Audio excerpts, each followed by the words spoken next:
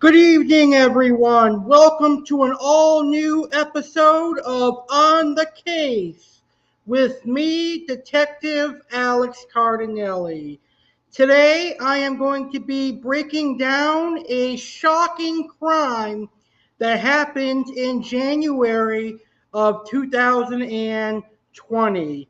You know, 2020 was a year that is very memorable because a lot of things happened in 2020. Mostly the COVID pandemic transformed and changed the world in 2020, but the COVID pandemic really didn't begin until late February, early March. Now, in January of 2020, there was a tragic event that happened in Honolulu, Hawaii. It's actually a very tragic crime, and that is the crime we are going to talk about today. It really was hell in Hawaii, and it had been hell in Hawaii for several years because the torture that the perpetrator put on the neighbors was a yearly thing that went on for many, many years. So, hell in Hawaii. This week's crime focuses on 69-year-old, mentally insane, paranoid Jerry Hanel, who murdered his landlord. He also murdered 2 police officers by fatally shooting them in Honolulu. He also set a fire that caused 7 homes to be totally destroyed, and he had a grand exit from this world.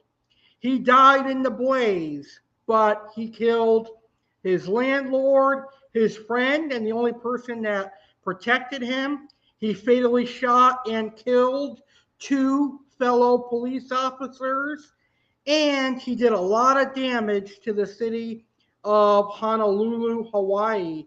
And when we think of Hawaii, we think of Hawaii as like a tourist vacation where people go to relax and enjoy the good weather, almost like Florida. But to have a 69-year-old man torture you for so many years, it is absolutely scary.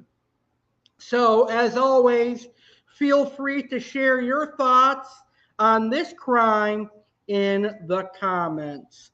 So let's go ahead and get this crime show started. And I'm going to start by discussing what there is to know about this particular case. And I'm going to start by talking about the perpetrator, the criminal of this case. So our perpetrator is a 69-year-old man known as Jerry Jarda Hanel. Now, his real name is Jerry Jarda Hanel. His name is a anglicized version of his real name, Jaroslav, and he is a native of communist CEE republics or Czech republics, however you pronounce it. Sorry, I'm not really good at pronouncing some of these other countries. But Jerry Jarda Hanel was not an American citizen originally. He is a native of the communist Czech Republic. He served in their military and eventually turned himself over to West German authorities, and he requested asylum in the United States of America. So growing up, Jerry Hanel had a tough childhood because in the Czech Republic, there was a lot of fighting going on, a lot of war, and he was trying to get freedom. And eventually he went to the United States of America for freedom. But all the trauma from his childhood, he always thought he was being spied on. He always thought there was going to be another war coming. So he was a very paranoid individual here in the United States of America. So in 1985, Jerry Hanel had finally moved into the United States of America.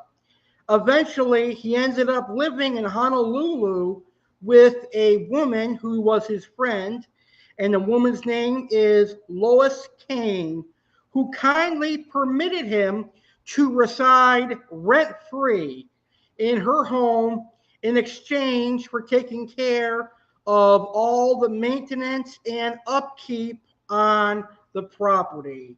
So basically, he lived for free in her home. And you've got to imagine how expensive it is to live in Hawaii. And he had the opportunity to have a free home. All he had to do was take care of the lawn and the upkeep of her house. Talk about being ungrateful, causing trouble when you're living in someone's house rent-free. So that's one important thing to know. He was living in Lois Cain's house rent-free. Jerry was a very paranoid individual. In fact, his paranoia was so powerful that it not only remained almost 30 years following the end of the Cold War, it manifested in bizarre ways. The tragic events of January 18th, 2020 were the culmination of years of him harassing both neighbors and random tourists because he believed they were spying on him, calling them KGB.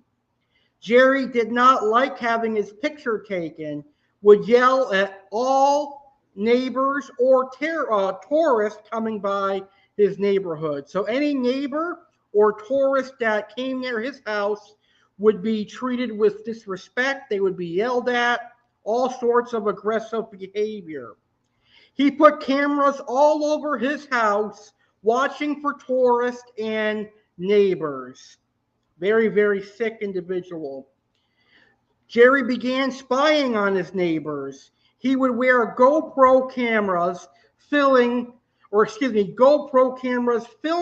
tourists and telling them to get out of the neighborhood.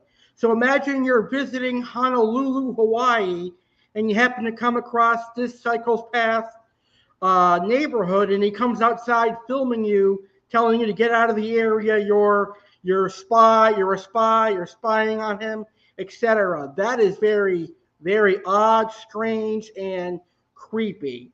But imagine being a neighbor having to deal with this. When you go outside to get your mail, you go outside to walk your dog, get the newspaper, or even do simple lawn work, you got this psychopath yelling at you to get in the house and stop spying on him. And he installed cameras all throughout his house so he could see everybody that was walking in the neighborhood around his house. Very, very strange activity. And I don't know why he's so paranoid. The United States is never a war zone, unlike his country that he came from. So he had multiple disputes with his neighbors, and his erratic behavior was cause for concern. Neighbors complained of him chasing cars down the street and confronting people who arrived at their houses. Jarda would also record people with his camera and had yelled at tourists who came by. So this man had a couple of names, Jerry and Jarda. So if I refer to someone as Jerry or Jarda on this show, it's because he has two names, because he's a special psycho or a special individual. Now, Jerry broke a neighbor's arm, and his neighbor's name was Warren. And Warren put a restraining order against him because Jerry broke his arm over an argument of some sort. After that, Jerry got a dog to help him feel secure and have a companion. Now, his landlord and his friend Lois was actually in California taking care of her ailing mother who had an illness and she was slowly passing away, sadly. So Lois wasn't there, and one of the rules that Lois had set for Jerry was that he would not be able to have a dog. But when Lois was in California for a couple of years, Jerry broke the rule and got a dog. But the dog helped him feel secure, and it kind of calmed him down for a little bit because he had a companion. But when a judge talked to Jerry after neighbors complained, it really pissed him off. A judge told Jarda that he could no longer film people in the neighborhood, whether it's neighbors or tourists. He could no longer harass his neighbor Warren, and his dog had to be on a leash because his dog would enter the neighbors' yards and cause problems. Now, here's how sick this individual was. Jerry felt that the Secret Service and government were tapping his phones, and they would come to his house to tap him. So basically, tapping means the government will be listening into his phone calls. They'd be monitoring his online activity. They'd be involved in pretty much every aspect of his life. They'd be listening to his phone calls. They'd see who he's calling, who he's receiving text and calls from, and they'd monitor his online activity. But I've got news for you. The online, Secret Service, the government, the FBI, they don't do that to every American citizen. They only do that to terrorists, people that have committed crimes like murders. That's the only way that the Secret Service, the FBI, and the government can tap your phone or tap your house. So Jerry had no reason to surmise or feel that way. Now, Jerry felt people were recording him to report his freedom because, remember, he came from the Czech Republic. And when he came from Czech Republic to the United States of America, he was escaping a war and trying to get freedom. But he knew when he came to the United States of America, he had freedom. So it's a very, very odd individual. So there were at least 3 neighbors who filed for restraining orders against Jarda. In 2014, a neighbor accused him of assault. Though he was charged, he was later acquitted. His attorney had also stated that Jarda suffered from mental problems and had believed that the FBI and the Secret Service were keeping an eye on him. He was also supposed to go on trial for misusing 911 services. Yes, that's right. Jerry would constantly call 911 because he believed people were filming him, spying on him, and he was just looking for trouble around the neighborhood. So this guy is a guy you definitely would not want in your neighborhood. I'm surprised no one actually beat the crap out of him for all the trouble he caused. Lois had been living in California, taking care of her ailing mother, as I mentioned, and she had moved back to Hawaii in 2018 after her death. So the previous events that I've talked about probably happened in a time frame from 2016, 2017 into 2018, leading up to the horrific events of January 18th and 19th, 2020. Now, a straw that broke the camel's back in this case, a lot of people believe, was Jerry's dog, Butch, passing away, and Jarda held a funeral for him. That's how much the dog meant to Jerry. It was the final straw for Jerry when he lost his beloved dog. He became very depressed, very angry, ever more so, more aggressive, and more paranoid. Without his companion and his protector, he felt like more and more people were against him, and more people were spying on him, and it really led to some issues. Ultimately, the final straw is when he got told he had to move out and Lois evicted him. But we'll talk about that in just a couple of seconds here on the case with me, Detective Alex Cardinale. So before we talk about one of our victims, I want to show you a picture of the perpetrator, 69-year-old Jerry Jarda Hanel. Look how psychotic and deranged he looks here. He looks like somebody that has mental issues, somebody that would be a very aggressive person, someone that is very paranoid. Having never met this man, just looking at this picture, I could see how paranoid he really was. So, and 911 probably really hated taking his phone calls, and they probably hated being dispatched to his house because they were like, oh, great, another call from Jarda, thinking people are spying on him. Here is a picture of Jerry Jarda Hanel. The two older individuals are, of course, the perpetrator. But the two police officers you see in this picture are the two police officers that were shot and killed by Jerry. They were the first arriving police officers on the scene of the crime, which we'll get to in a couple of seconds. So those are the two police officers that sadly lost their lives on this horrific crime. Cyclo said, he looks goofy. Yes, he definitely does. A very, very strange person, a very goofy looking guy as well. But even if he's a goofy person, his actions are definitely despicable, because his actions not only killed 3 people, one of the people that he killed was actually someone that constantly went to bat for him and stuck up for him, got him out of legal troubles. He also destroyed 7 homes. So not only did he cause emotional damage to people that lost family members, he caused millions and millions of dollars to Honolulu, Hawaii community. All right, so let's learn about the first victim, Lois Cain. Now, Lois Cain is a 77-year-old retired librarian who had been living in Honolulu.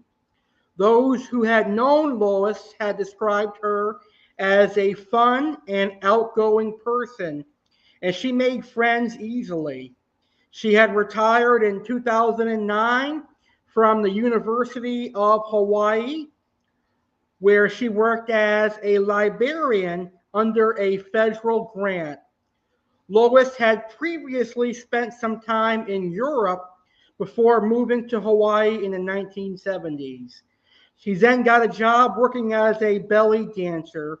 Eventually, she worked as an actor, choreographer, and costume maker for the Hawaii Theater for Youth. Lois had lost her husband to leukemia in 2005. She was a generous person and had let Jarda, someone she had known for more than 20 years, come live with her rent-free. And as we know, in exchange, he would do maintenance work for her around the house. Now, she kept a storage locker filled with guns under her bed upstairs in the house. The guns belonged to Cain's late husband, Raymond Cain.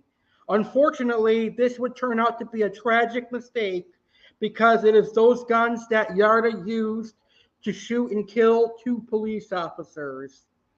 Now, Lois would constantly stick up for Jarda and bail him out of trouble. Jarda was once arrested for abusing the 911 emergency service, but Lois bailed him out. She actually paid the bail money to get him out of trouble. So Jarda should have been thankful that Lois was a great friend to him, and she went to bat for him so many times. But Jarda eventually kept breaking many rules that Lois set. Lois finally had enough of Jarda when she told him no smoking, and he continued to smoke cigarettes. And it was then and there Lois told him he had 30 days to move out.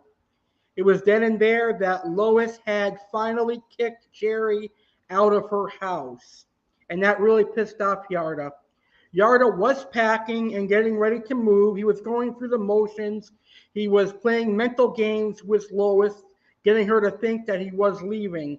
But deep down, he was actually planning the events of January 18th and 19th, 2020. So unfortunately, this was a huge mistake on Lois's part. You never want to mess with a mentally deranged individual. I think if she wanted to evict Jerry, she probably should have just called 911 and had them throw him out of the house.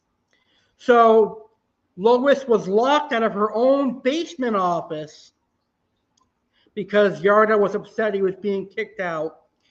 And it was at that point, that day, that Jerry Jarda was given a eviction notice. And it was a couple days prior to the crime. So before we talk about the crime, I am going to show you an image of the victim. So the female in this picture is the 77-year-old woman that Jerry killed, unfortunately. So very, very sad crime. And again, this is another picture of the victim, Lois Cain, that was killed by Jerry Jarda Hanel.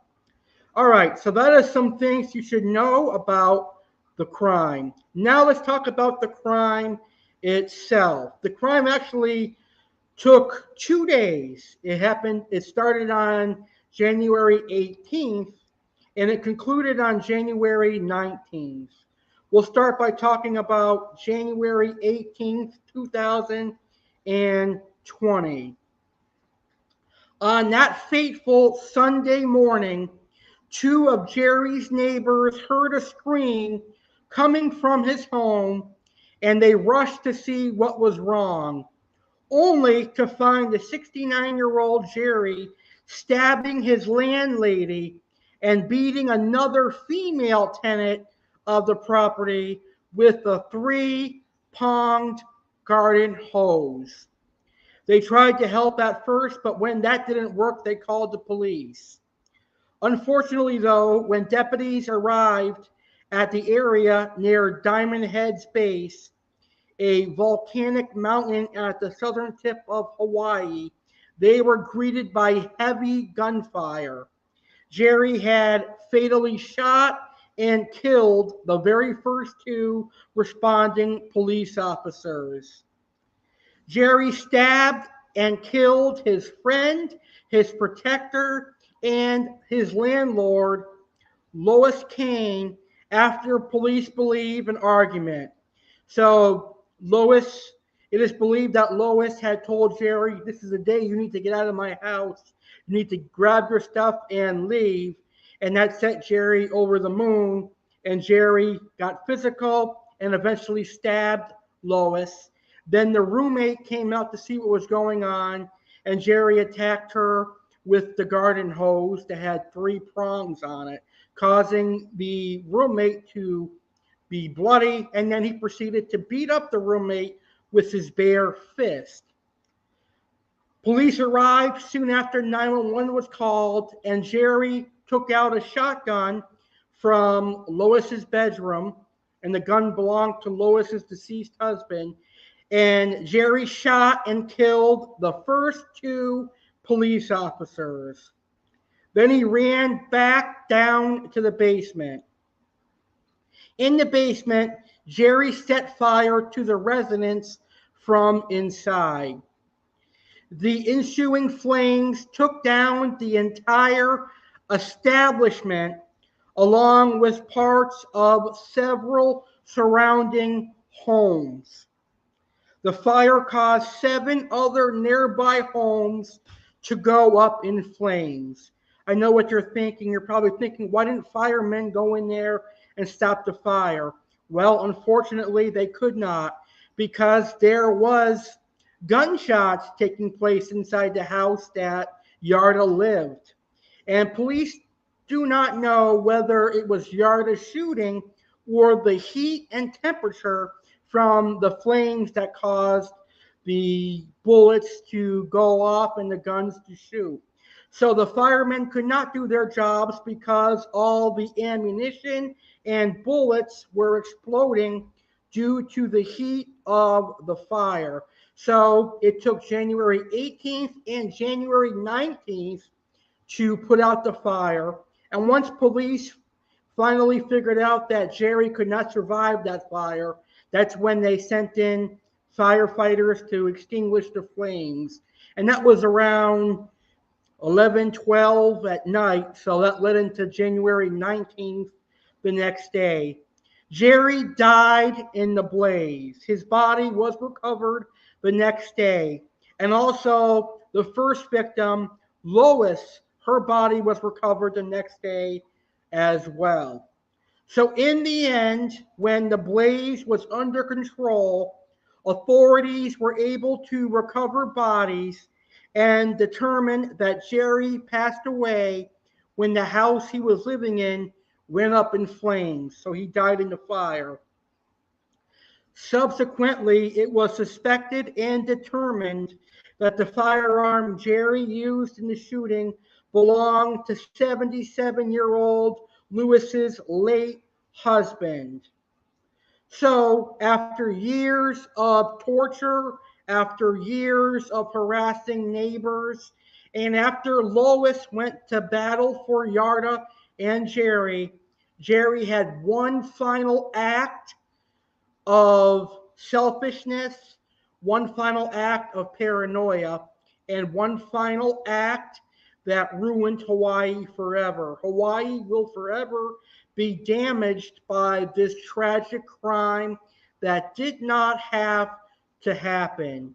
He took the lives of his friend and landlord, Lois, who let him live rent-free in her house. He took the life of 2 young police officers, and he destroyed homes and properties for no reason, because he thought people were spying on him, and he broke rules, and he got evicted for being a neighborhood pest. It is really, really a sad crime. I'm glad that Jarda is dead, because he is a menace to society, a very, very bad individual, and it's someone we don't want living in America. So those are just my thoughts on this crime. So here are my overall thoughts. This is a very terrible crime. It's a crime that I think us Americans should look at when we consider letting other people from countries where there are wars in, because these people are going to be paranoid just like Jerry was. And they're going to think every time they see a camera that, oh, we must be spies and we're going to spy on them. and it could lead to future people from other countries becoming as paranoid, as mentally deranged, and they may also consider doing horrific crimes like this. Very, very sad case. Any way you look at it, it's a very, very sad and tragic case. So my thoughts and my prayers go out to all the victims that were affected by this crime more than 2 years ago. So hopefully Hawaii will continue to heal after this horrific crime. So hopefully you learned a little bit about hell in Hawaii and the horrific crime that was committed by 69-year-old Jerry Hanel. So let's take a look at some of the comments that I have during our live stream. We want Alex. Well, here I am. Thank you guys so much for tuning in. I really appreciate that. There are two of them. We want Alex. So I got my own chant going. Pretty damn awesome, if you ask me. And Bob says, let's see here. Alex, will you do a case about the 2017 Las Vegas shooting? Yes, I can. I think that will be the next On the Case. So there you have it, folks. The next episode of On the Case with Detective Alex Cardinale will be focused on the 2017 Las Vegas shooting. And I think that was committed by Stephen Paddock, if I remember correctly. I may have done an episode on that already, but if I haven't, that will be the next episode of On the Case with Detective Alex Cardinale for sure. Or as the cool kids say, for shizzle. All right, guys, I want to thank you for watching this episode of On the Case with Detective Alex Cardinale.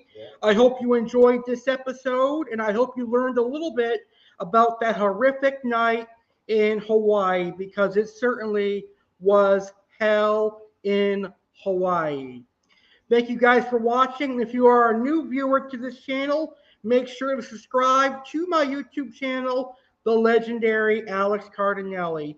Stay safe, everybody, and if you see a crime happening, always say something, because you never know what could happen. Thank you guys for watching. Have a great rest of your day.